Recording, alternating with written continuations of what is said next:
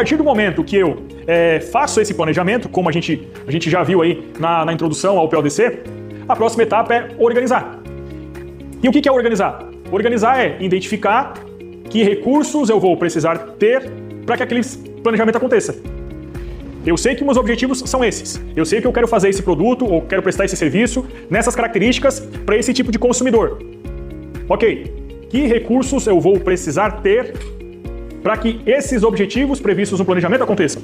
Os recursos, eles serão exatamente esses aqui. Recursos humanos, recursos materiais, recursos financeiros, recursos de informação e recursos mercadológicos. Toda e qualquer empresa terá exatamente esses recursos para serem gerenciados. Eu já sei o que eu quero fazer, eu já sei que cliente eu vou atender. Eu já defini as características do meu produto, do meu serviço, lá no meu planejamento. Do ponto de vista do planejamento estratégico, eu já defini isso lá na minha missão e na minha visão. Agora, o que eu preciso ter?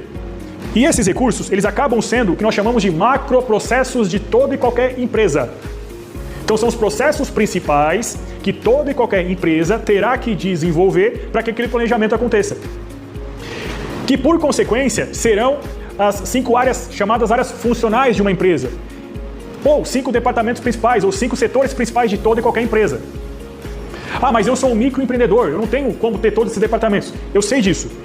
Mas tu tem que entender que essas 5 áreas, físicas ou não, elas existem.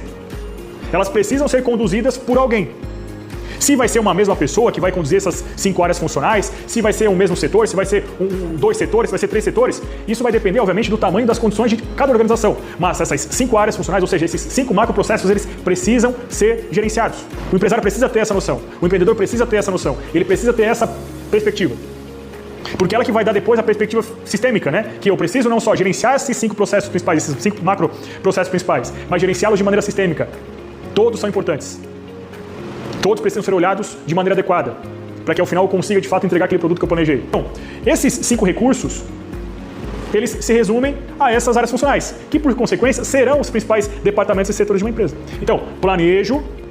Agora eu entro então na etapa de organização, o quê? Definindo que recursos eu vou precisar ter, e esses recursos são somente esses, que por consequência se transformarão nos principais departamentos de uma empresa, ou setores.